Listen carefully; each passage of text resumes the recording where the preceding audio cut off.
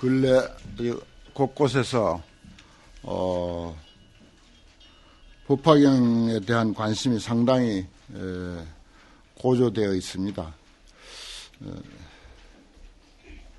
조계사에서도 법화경을 가지고 하고 부산에서도 몇 곳에 하고 4월 달부터는 또 제가 이제 불교 TV 무상사에 가서 매주 하기로 했습니다. 그러면 이제 방영도 이제 되고 참 좋은 현상이다 싶습니다. 그래서 모든 것들이 이제 다 드러나서 이제는 이제 불교를 우리가 알만치 이제 아는 시대이니까 이왕이면 이제 최상승 경전을 가지고 제대로 불교를 공부하는 이제 그런 시대가 되지 않았나 이런 생각이 들어요. 그걸 실천하고 안 하고는 이제 각자 이제 몫이고 또 불법에 진정한 그 눈이 열리면은 뭐 하지 말라 해도 실천을 하게 될 것이고 또 이 경학이나 교리를 모른다 하더라도 정말 그 지혜와 자비에 눈이 열린 사람들은 불교하고 관계없이 또 불법을 행할 수도 있는 그런 입장이니까 행하느냐 못하느냐 하는 것은 너무 우리가 마음 쓸 게 아닙니다. 일단 공부하는 그것만으로 1차적인 불교 수행은 충실히 하는 것이 됩니다. 불자로서 부처님의 말씀인 이 깨달음의 가르침을 공부한다고 하는 것, 이론만 가지고라도 공부한다고 하는 이 사실만으로도 또 훌륭한 그런 실천행위다, 여법 수행이다, 우리가 이렇게 생각을 해야 되고 또 그런 이야기는 경전에 곳곳에 있습니다.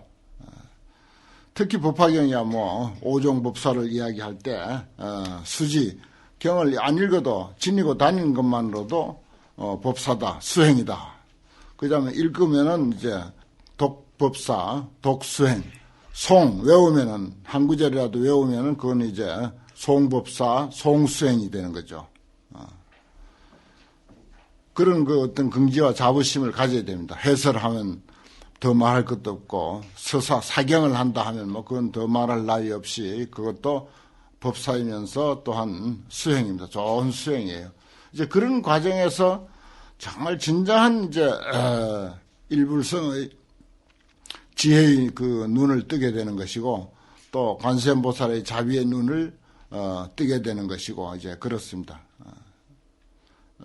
절차가 뭐 꼭 정해져 있는 건 아니지만 한꺼번에 뜨는 사람도 있고 경하고 관계없이 뜨는 사람도 있고 이렇게 이제 경전 공부를 하면서 치닫거리를 하는 과정에서 이제 겨우 이제 뜬 그런 경우도 있고 사람의 근기 따라서 수준 따라서 그건 이제 얼마든지 다른 양상이 있을 수 있습니다. 꼭 어느 것이 이제 뭐 바른 길이다, 어느 것이 꼭 옳다 이런 법은 세상에 없으니까요.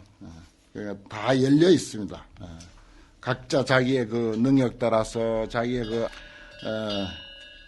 수준 따라서 부지런히 한다고 하는 이 사실이 중요합니다. 야광보살 본사품 지난 시간에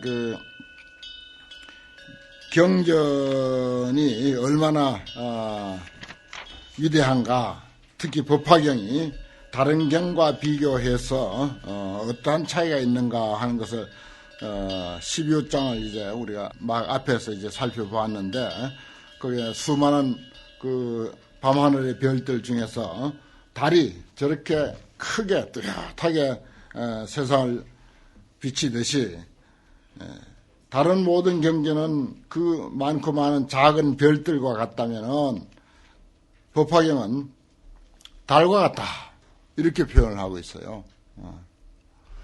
우리가 너무 이제 다른 경전을 비하할 것은 아니로되 이 법화경이 결집될 무렵에 많고 많은 아한부 경전들, 소승부 경전들과 비교하면 사실은 충분히 그와 같이 비교할 수 있습니다. 다른 유마경이나 기타 승만경이나 또 열애장경들이나 특히 법화경 같은 것과 비교해서 또 그러한 차이가 있다. 이렇게 말하기는 어렵죠. 원각경이나 능음경 같은 것도 상당히 훌륭한 경전이지 않습니까? 그런데 이제 그런 대성 경전과도 비교했을 때 이 법화경이 별과 달과 같이 그렇게 비교가 된다. 이건 좀 무리죠. 그러나 여기서 말한 것은 소승경전들입니다. 대개.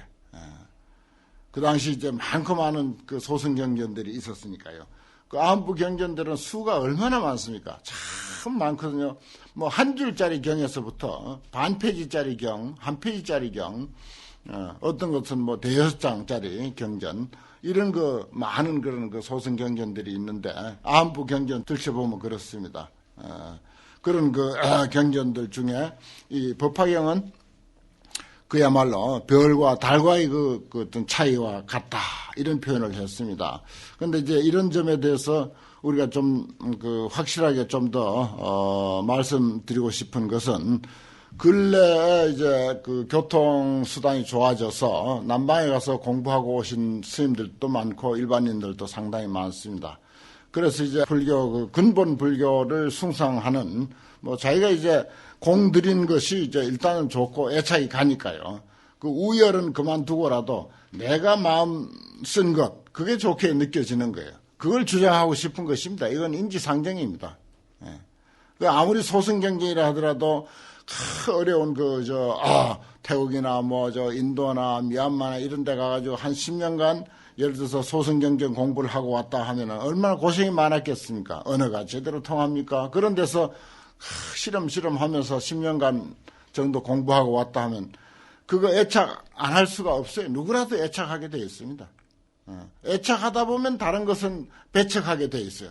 당연히 이게 이제 보통 사람의 대다수의 심리인데, 그래서 이제 요즘 이제 그런 현상들을 많이 보거든요. 그 이제 남쪽에 가서 공부하고 온 분들이 대승경전을 간혹 이제 부정한다든지 선불교를 부정한다든지 하는 그런 그 말을 흔히 듣습니다.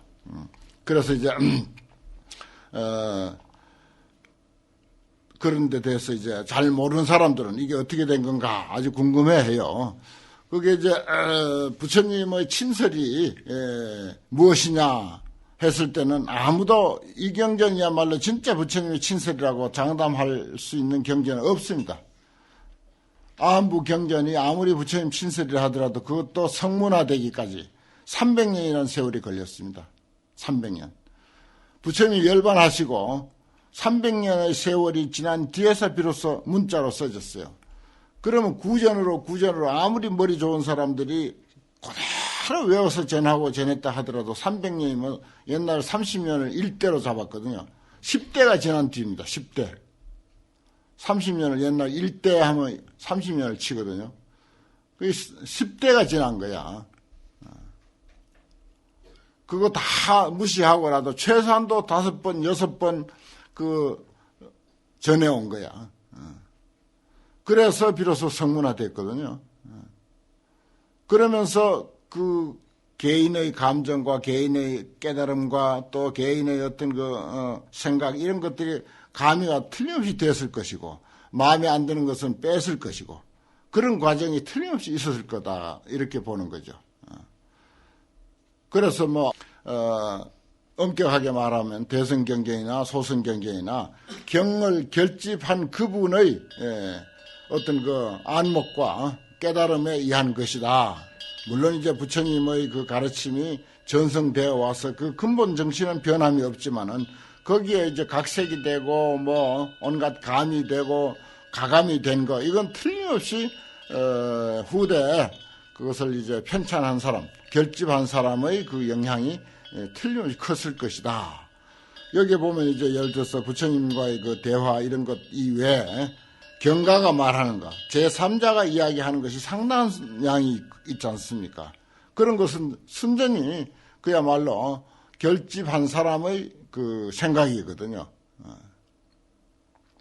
그래서 이제 그 대승경전과 소승경전의 달과 별과의 차이다라고 하는 것은 저는 평소에 그런 생각을 합니다. 저도 그 안보 경전을 아주 용맹정진하는 마음으로 처음에 이제 역경원에서 그것이 이제 나왔을 때 처음에 안보부터 나왔거든요. 그렇게 나왔을 때 안보 경전을 아주 용맹정진하는 마음으로 그 두꺼운 것을 계속 읽었습니다. 그래 읽었는데 그 내용이 우리 북방불교에서 왜 안부 경전을 크게 숭상하지 않는가 하는 것을 저 나름대로 이제 거기서 이제 터득했는데, 이쪽에는요 보면은 이미 그 노자 도덕경이라든지 그 다음에 장자 남화경이라든지 또 유교의 그 주역이라든지 아니면 대학이나 중용 같은 거, 이건 아주 철학서적이거든요. 아주 대단한 그 깊이가 있는 내용들입니다. 도교의 서적이나 유교의 서적, 이런 것들이 상당히 아주 그 깊은 내용인데, 그러한 것이 우리가 이미 예비적으로 하나의 그 동양 사람의 소양으로 갖춰져 있는데 불교가 들어왔단 말입니다. 불교가 들어와가지고 보니까 그 사람들을, 그렇게 수준 높은 사람들에게 보다 더 높은 차원으로 끌어올리고 그들에게 새로운 눈을 뜨게 해주려면은 최소한도 이 보면은 안부 경전 가지고는 안 됩니다. 안 되게 돼 있어요. 이 최상승 경전, 법화경이나 금강경이나 느음경, 원각경, 화엄경 같은 이런 유의 최상승 대승 경전이라야 그 사람들의 마음을 움직일 수 있고 그 사람들의 눈을 번쩍 뜨게 할 수가 있고 그 사람들이 도교서나 유교서를 버리고 불교를 좋아할 수 있도록 그렇게 되어 있지, 안부 경전 가지고는 그 사람들을 감당 못합니다. 수준이 그래 되어 있어요. 그러니까 이쪽에 와서는 안부 경전을 크게 숭상하지 아니한 이유가 됐습니다. 별로 공부 안 했잖아요. 거의 안 하다시피.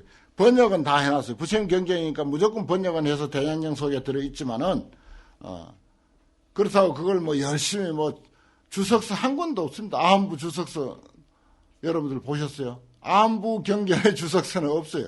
그마치 연구 안 했어요. 연구할 게 없어. 그냥 보면 끝이야. 그런데 법화경 같은 건 주석서가 무수하게 많은 거야. 금강경은 5, 600가호의 주석서가 있는 거야. 능경만 하더라도 여러 수백 명의 주석서가 있는 거야. 이제 그런 것을 우리가 볼 때 그와 같이 연구할 거리가 있고 연구할 만치 수백 명의 주석서가 있을 만치 그마치 깊고 정말 진리에 근접한 진리를 제대로 밝힌 그런 경전이다 하는 것이 판명이 됐기 때문에 그래서 대승경전에 혹한 거야. 그리고 안부 경전은 이건 주석서 낼 것도 없고 그냥 한번 쓱 보면 끝이고 더 이상 볼 필요가 없다. 그 열반경에서 불효의 경은 의지하지 말라라고 하는 것이 이유가 있다. 이렇게 해버린 거예요. 이 대승권에서는. 중국, 한국, 일본에서는 그렇게 본 것입니다. 왜냐하면 노자 도덕경이나 그 장자 남화경 같은 거 얼마나 근사한데요. 그거 참 철학적으로 깊이 있거든요. 장자 남화경 같은 거, 노자 같은 거, 또 여기 주역이라든지 중용 대학 같은 거 아주 난 한때 그런데 아주 심취해가지고 불경보다 더 열심히 읽었어요. 장자 남화경 거 4~7편은 막 그냥 거의 외우다시피 하고 이제 그랬었는데 그만치 깊이가 있다고요. 그런 사람들에게 뭔가 불교로서 새로운 어떤 가르침으로서 새로운 종교로서 그들을 교화하고 설득시키고 그들을 말하자면 새로운 눈을 열어주려고 하면은 안부 경전 가지고 안 됩니다. 그래 돼 있어요. 읽어보면은 그걸 스스로 판단할 수가 있습니다. 그런데 이제 이 남방에서 공부한 분들의 주장은 안부 경전은 부처님 친설이다 이렇게 생각을 하고 대승경전은 이제 그 후대에 깨달은 사람들의 결집이다 이렇게 이제 보는 거죠.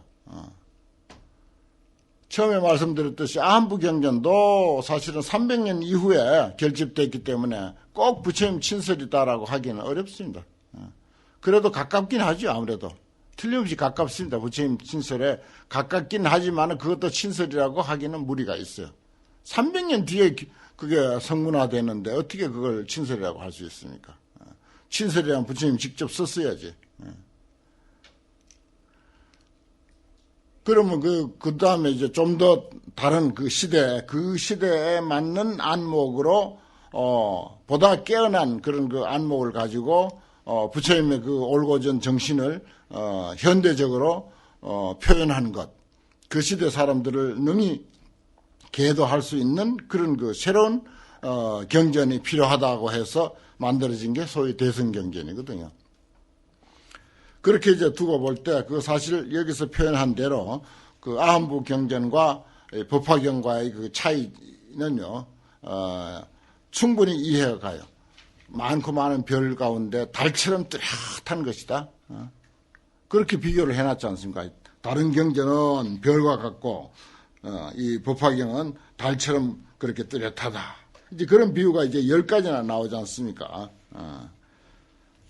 그래서 뭐 온갖 어둠을 다 깨뜨리듯이 태양이 그와 같이 태양이 온갖 어둠을 깨뜨리듯이 이 법화경야말로 그러한 역할을 하는 것이다. 그 모든 산들 중에서 수미산이 제일이듯이 법화경도 역시 그와 같은 것이다. 뭐 등등 뭐 그런 표현을 아주 여러 번 했습니다. 이런 것이 뭐 의례경에서 하는 소리라니 우리가 그렇게 알면 안 되죠. 이것을 그냥 그 마음으로 정말 법화경은 그런 것이야. 이렇게 아주 기쁜 마음으로 그것을 이제 받아들이는 그런 그 자세, 그걸 이제 필요하고 또 그걸 이제 내 그 소신으로 확신하게 하려면 이제 그런 이제 배경 설명이 좀 필요하다. 그래서 드리는 말씀입니다. 그런데 대해서 우리가 분명히 가지고 있어야 돼요. 그 이제 꼭 불설이다. 불교하면 부처님 말씀이어야 되지 않냐 하고 막 그냥 그야말로 입에 침을 튀기면서 그렇게 주장하지 않습니까? 그런데 정말 우리의 심금을 울려주는 좋은 가르침, 여기에 우리가 관심이 있는 것이지 무슨 누가 했다, 석가모니가 했다, 무슨 누가 했다, 이게 크게 관심 있는 게 아니에요, 사실은. 내용이 좋기 때문에 우리가 따르는 거거든요. 여기 어디인가 보면은 보살이 설한 경전, 성문이 설한 경전, 연각이 설한 경전, 이런 말도 나오지 않습니까? 그거 한번 나왔었나요? 좀 있으면 나오나? 그런 내용이 있듯이, 내용이 중요하다 하는 것입니다, 내용이. 우리, 전번에 바로 읽었네요. 그 페이지네요. 우리 오늘 공부하려고 하는 그 위에. 벽지우리 위 제일이듯이 차경도 역부 여셔야 열의 소설 가운데 약 보살설과 약 성문설인 이랬잖아요. 일체 열의 소설, 보살소설 해놨잖아요. 보살소설. 두째 줄에 있죠. 열의 소설이 있고 보살소설이 있고 그 다음에 세 번째 줄에는 성문소설이라고 되어 있잖아요. 이 경전이 석가모니 혼자만 설한 게 아니에요. 우리가 깨놓고 알 건 확실하게 화반 탁출해서 깨놓고 알아야 됩니다. 그저 뭐 이건 아주 아무도 함부로 말할 수 없는 그 성력이다. 이렇게만 생각할 일이 아니에요. 지금 이 시대에 와서는. 한때는 우리가 옛날에는 그렇게 생각을 했죠. 근데 그렇게 생각한다고 꼭 소득이 있는 거 아닙니다. 우리가 도저히 이건 함부로 말할 수 없는 그런 성력이다. 그게 꼭 소득이 있는 게 아니에요. 알 건 다 깨놓고 알아야 돼요. 분명히 그랬잖아요. 열의 소설이 있고 보살 소설이 있고 성문 소설이 있는 거예요. 성문이 설한 경전도 많다 이 말이야. 보살이 설한 경전도 많아. 나는 그래요. 경전은 모두가 최소한도 깨달은 사람이 설한 경전이다. 깨달은 사람을 부처님이라고 하니까 그래서 부처님이 설했다. 그럼 경전에 왜 아란존자가 이와 같이 들었다라고 했느냐? 무조건 아란존자는 처음부터 그런 역할을 했기 때문에 지금 경전을 누가 편찬을 한다 하더라도 아란존자가 듣고 보고 한 것을 기록한 것처럼 그렇게 쓰는 것이 원칙이야. 경전 결집은 그게 원칙이에요. 그래 되어 있습니다. 지금서도 마찬가지예요. 지금서도 아란존자가 결집한 걸로 되어 있고 석가모니 부처님이 설한 것처럼 그렇게 써야 오는 거예요. 여기 성문들이 설한 경전, 보살들이 설한 경전이 전부 그렇습니다. 보살이 설하고 성문이 결집을 해서도 그래도 서가모니가 설하고 아란존자가 듣고 결집한 것처럼 그렇게 하는 거예요. 그게 경전을 결집하는 형식이에요. 원칙이고. 그래 되어 있습니다. 우리가 알 것은 그렇게 알고 넘어가야 돼요. 참 여기 이제 할 이야기 다 했잖아요. 보살 소설 경전, 성문 소설 경전. 그 우리도 설할 수 있습니다. 우리도 경전을 편찬할 수가 있는 거예요. 중생 소설 경전 할 수도 있는 거예요. 중생 소설 경전. 중생이 설한 경전, 중생이 지은 경전이다 이 말이에요. 그래서 그 경전이 어떤 사람에게 어떤 그 큰 이익을 주고 지혜와 자비의 눈을 뜨게 했으면은 그건 그것대로 한 역할 한 거예요. 한 소임 다 한 거라고요. 이렇게 우리가 열린 마음으로 경전을 대하는 게 옳다 하는 그런 생각입니다. 그래서 내용이 훌륭하기 때문에 우리가 따른다. 꼭 석가모니가 설했다 안 설했다 이것이 중요한 것은 아니다. 보살이 설할 수도 있고 성문이 설할 수도 있고 심지어 중생이 설할 수도 있다. 그 대성적인 그 마음하고 소성적인 마음하고 이렇게 차이가 있습니다. 큰 차이가 있는 거죠. 그래서 이거 다른 경전은 별과 같고 법화경만 우뚝 소성 그 달과 같다 이런 것을 혹 이제 못 받아들일 그런 경우가 있을 듯 해서 이렇게 중언부언 말씀을 드립니다. 그리고 그 밑에 내려오면은 54번에 수광화야 이 경전은 능구 일체 중생하며 능히 일체 중생들을 구제한다. 이게 목적이에요. 보살이 설했던 중생이 설했던 또 이 경은 능영 일체 중생으로 이제 권해다. 모든 중생들로 하여금 모든 일체 괴로움과 고통 그리고 어려움을 전부 떠나도록 해주는 그런 역할을 한다. 이게 중요한 거예요. 중생이 설해도 마찬가지고 성문이 설해도 마찬가지고 이 역할을 해주면 한 역할 충분히 한 것이다 하는 것입니다. 또 차경은 능대 여의 일체 중생하여 능히 일체 중생들을 아주 유익하게 이익하게 한다 이거지. 크게 이익하게 해가지고서 그들의 원을 충만하게 해준다. 이게 중요한 거죠. 경전의 의미는 다시 말해서 깨달은 사람의 가르침, 부처님의 가르침은 바로 여기에 뜻이 있습니다. 그러면 이 역할을 하는 사람의 가르침이라면 그건 부처님의 가르침이다. 그것은 경전이다. 그래서 육조단경 같은 것을 이제 육조단경 그렇게 하는 거죠. 또 그 일본에서 출판된 경전을 보니까 그 영가 증도가를 대승결의경 이렇게 경을 붙였더라고요. 일본 사람들이 영가 증도가를 그 경이라고 숭상을 했어. 상관없다고요, 그죠? 그마치 마음에 와 닿고 정말 자신의 어떤 지혜의 눈을 열어주면은 그런 경이라고 숭상을 해도 상관은 없습니다. 그리고 중요한 건 54번의 이 경은 일체 중생들을 구제하는 역할을 하는 것이고 이 경은 일체 중생들로 하여금 고뇌를 떠나게 하는 것이고 크게 이익하게 해야 한다. 그래서 그들의 원을 어떤 원이든지 전부 충만하게 해주는 것이다. 그럼 그렇게 해주는 것이면 훌륭한 경이다. 이렇게 바꿔 이해하면 돼요. 그렇게 해주는 것이면 이것은 훌륭한 경이다. 성인의 말씀이다. 우리가 이렇게 이해해야 된다. 너무 그렇게 무슨 불설이다. 불교하면 부처님 친설. 그야말로 근본 불교. 그것만이 진짜 불교다. 그렇게 고집할 일이 결코 아니라는 사실입니다. 우리가 불교 공부를 조금 하면 이제 그런 주장에 현혹돼요 또. 그거 맞는 것 같거든. 부처님이 위대하니까, 석가모니가 위대하니까, 석가모니의 말씀이면 콩이 파치라 해도 우리가 들어야 된다. 요렇게 이제 꼭 막힌 소견을 가질 수가 있습니다.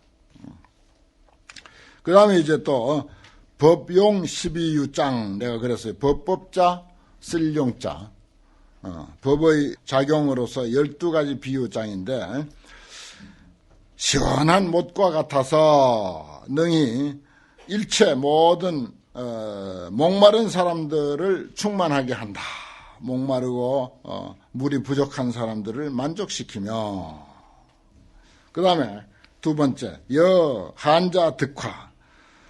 추운 사람이 불을 얻는 것과 같아. 추위에 떠는 사람이 불을 얻는 것과 같아. 또 세 번째, 나자 득이. 벗은 사람이 옷이 없어서 헐벗은 사람이 옷을 얻은 것과 같아. 이 법화경이 곳곳에서 사람의 그 상황 따라서 또 근기 따라서 또 그들의 각각 다른 입장 따라서 별별 역할을 다 할 겁니다. 어떤 사람에게는 시원한 그런 연못의 역할을 하고, 어떤 사람은 추운 사람에게 따뜻한 불이 되기도 하고, 헐벗은 사람에게 옷이 되기도 하고, 여상인 득주라. 이건 이제 소매상인이에요. 소매상인이 물주를 얻은 것과 같다. 이제 물주를 얻어야 외상으로 그 물건을 받아가지고 가서 팔아가지고 그 판 데서 이제 원금만 갖다 주고 자기 이익을 조금 이제 남기고 이렇게 하거든요. 뭐 자기 돈이 있어가지고 가서 예를 들어서 뭐 10,000원어치 사가지고 그걸 가지고 자기가 파는 게 아니고, 옛날 장사들은 그래요. 옛날 소매 장사들은 도매상에 가가지고 물건부터 얻는 거예요. 물건부터 가져오는 거예요. 돈 안 주고 물건부터 가져와가지고 팔아가지고 갖다 줘, 그 값을. 그런 경우입니다. 그래서 소매상인이 주인을 물주를 얻은 것과 같다. 얼마나 좋겠어요. 그렇게 물건을 사람 믿고 그냥 얼마든지 달란 대로 내가 가서 팔아서 갖다 드리겠습니다라고 하면은 다 들어준다. 오냐, 그래, 얼마든지 가져가서 네가 마음껏 팔아라. 이런 사람이 있다면 얼마나 그게 참 장사하는 사람이 마음이 편안하고 흡족하겠습니까? 그와 같다는 뜻입니다. 이거. 요즘 우리 상식으로는 얼른 이해가 안 되죠. 상인이 주인을 물주를 얻은 것 같고, 여자 등모여 자식이, 어린 자식이 혼자 있다가 어디 시장에 갔거나 뭐 멀리 떠났던 어머니가 돌아와서 어머니 품에 안기는 그 아주 참 아늑함, 따뜻함, 편안함, 그 안도심, 그 안도의 마음, 이걸 우리가 생각하면은 법화경이 정말 우리에게 이런 역할을 하는구나, 그런 생각도 할 수가 있어요. 또 여도 득선이라. 저 건너, 강 건너 가야 되는데, 반드시 저 강을 건너가야 되는데 배가 없단 말이야. 근데 배를 얻었어. 그래서 배를 타고 그 건너고자 하는 강을 건너갔다. 이런 경우가 같다. 또 여병 득이여. 병이 들었는데 아주 훌륭한 의사를 얻은 것과 같다. 여암 등이여. 캄캄한데 등불을 얻은 것과 같다. 이런 것들을 우리 일상과 연관시켜서 해석하는 것은 전부 스님들 몫이에요. 알아서 이제 그동안 공부하신 것과 경험하신 것을 가지고 멋지게 해석을 해야 됩니다. 예를 들어서 여병득이, 글자 넉자지만 이거 뭐 해석하려면 뭐 얼마나 좋은 해석이 나올 수가 있죠. 여암득 등 얼마나 좋습니까? 캄캄한 길에 먼 길을 가야 돼. 가다 보니까 또 날이 저물어서 캄캄했어. 그런데 아직도 갈 길은 멀어. 주변에 집도 없고 아무 뭐 여관도 없고. 그럴 때 밝은 등불을 얻었다면 그 얼마나 마음이 놓이겠습니까? 그 기분 말도 못하겠죠. 여암득등이라. 이것을 이제 우리가 어리석음과 지혜 등은 이제 지혜의 등불이고, 암은 아예 우리가 어리석음을 그 어두움이라고 표현을 하니까요. 그것과 연관시켜서 이제 여러분들이 이제 아주 장황하게 또 우리 그 삶에 딱 맞게 그렇게 좋은 해석을 하실 수도 있습니다. 또 여빈득보, 가난한 사람이 보배를 얻은 것 같다. 저 앞에 어디 신의 품인가 그런 말이 있었죠. 두 친구가 있었는데 한 사람은 부자고 한 사람은 거지야. 어느 날 만났어. 그래서 이제 부자인 친구가 저녁에 음식과 술을 잘 대접해가지고 골아떨어져서 아주 만족해가지고 골아떨어져서 자. 근데 이제 부자인 사람은 마침 아침 일찍이 멀리 볼일 보러 가야 돼. 근데 이 친구에게 뭔가 평생 먹고 살만한 그런 보물을 줘야 될 텐데, 너무 고원하게 자고 있으니까 깨울 수는 없고, 그래서 주머니에 저 깊숙한 곳에 이제 평생 그냥 먹고 쓰고 해도 남을 그런 보물을 주머니에 넣어줬단 말이야. 그런데 이제 어떻습니까? 이 사람은 이제 지난밤에 대접 잘 받았으니까 그것만으로도 감지덕지해서 아침에 일어나서 이제 또 거지 생활을 계속 하는 거야. 그런데 어느 날 또 이 부자인 친구가 이제 그 사람을 만나게 되는데 기가 차죠. 이 딱한 친구야 어찌하여 그대로 이렇게 거지 생활을 하는가. 내가 자네인데 평생 먹고 쓰고 마음껏 오용락을 누릴 수 있도록 그 무가진보를 주머니에 넣어줬는데 그건 어떻게 하고 여태 이렇게 거지 생활을 하는가. 이렇게 했잖아요. 그러면서 아니 그런 보물이 있느냐고, 보물을 넣어줬냐고. 그래서 찾아보니까 아직도 저 주머니 깊숙한 곳에 그대로 있더라 하는 그런 그 비유를 우리가 지난 저 앞에서 이제 읽었는데, 이 법화경은 마치 그와 같은 것이다. 그와 같은 역할을 한다. 그 이제 사실은 이게 우리들의 내면에 이미 갖추고 있는 무량한 보배, 여기에 눈을 뜨게 한 가르침이거든요. 우리 개개인에게 한량없는 보물이 있는데 그 보물에 눈을 뜨게 하는 것입니다. 그런데 우리는 정말 왕자의 신분으로서 거지 행세를 하는 거죠. 우리는 왕자의 신분인데 그동안 거지 행세를 했다라고 하는 그 법화경을 통한 그런 지적만 받아도 이거는 큰 행운이에요. 행운 중에 큰 행운입니다. 우리가 본래 왕자의 신분인데 거지야. 얼른 눈을 뜨고 왕자의 신분으로 바로 돌아가라. 법화경을 통해서 우리는 그런 지적을 받은 거예요. 그 여기 보면 바로 여민 득왕이라 이렇게 했는데 백성이 왕을 얻은 것과 같다. 이걸 이제 좀 더 부연 설명하면 이제 그런 뜻으로도 할 수가 있습니다. 이건 이제 요대로는 보면은 백성들이 왕이 그동안 없어가지고 좌왕 우왕 나라가 어지럽고 했는데 아주 훌륭한 왕을 얻은 것과 같다. 옛날에 인도나 중국 같은데 숱한 그런 작은 소왕 스스로 이제 왕이라고 자칭하면서 사람들을 규합해가지고 영토를 넓혀가면서 하나씩 이제 싸워서 병합시켜가면서 하는 그런 상황들을 우리가 생각할 수가 있죠. 훌륭한 왕을 이제 얻으면 정말 마음 놓이죠, 백성들은. 또 여고객 득해라.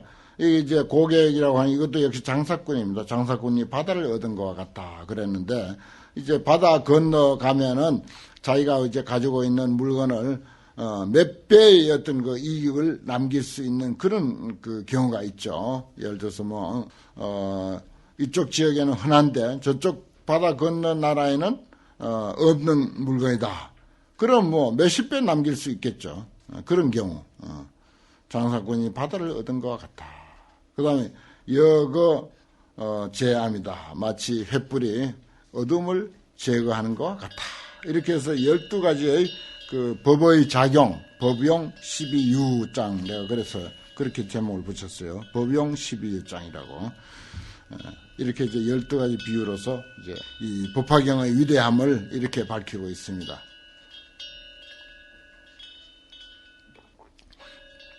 이 법화경도 역부여시하여 능히 중생으로 하여금 일체 고와 일체 병통을 여의고 능히 일체 생사의 속박에서 벗어나게 하나니라.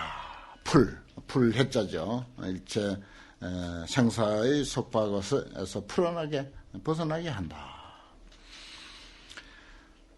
참 깊이 우리가 법화경의 이치를 깊이 이해를 하면은 여기에서 표현한 어떤 작용 또는 공덕, 이것이 결코 과장이 아닙니다. 과장같이 들리죠. 얼른 들으면 과장같이 들리는데 결코 과장이 아니에요. 사실은 우리가 이 법화경에 보다 더 깊은 눈을 제대로 뜨지 못해서 그렇지, 제대로 눈을 뜨기만 하면요, 이 표현 가지고도 부족하죠. 이 표현 가지고도 부족합니다. 그래서 이제 지난 시간도 말씀드렸지만은 요 삼보살장이 이제 쭉 연결이 되는데, 야광보살 본사품이라고 하는 야광보살장은 지혜의 눈을 뜨도록, 지혜의 눈을 뜨도록 해주는 이 법을 우선시하는 것입니다. 그 불교는 사람들에게 제일 먼저 우리가 해야 할 것이 법입니다. 진리의 가르침.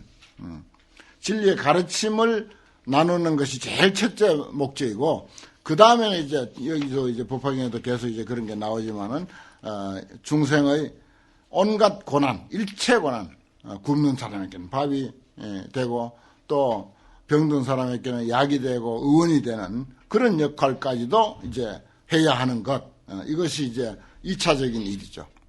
그게 이제 병행돼야 이제 제일 이제 이상적인데, 1차적으로는 이 인간의 그 소중한 내용들을, 아주 고귀한 그런 내용들을 일깨워주는 것, 눈을 뜨게 해주는 것, 이게 지혜의 눈을 뜨게 하는 일인데, 이것이 1차적인 것입니다. 그래서 이 야광보살장에는 이 법화경을 아주 높이 숭상하고 법화경을 자꾸 드러내는 그런 이야기가 있습니다. 그러면 이제 우리가 뭐 좀 굶더라도 법화경부터 관심을 갖게 되고, 법화경의 이치를 우리가 내 삶으로 이제 끌어들이는 그런 노력이 저절로 이제 있게 마련이죠.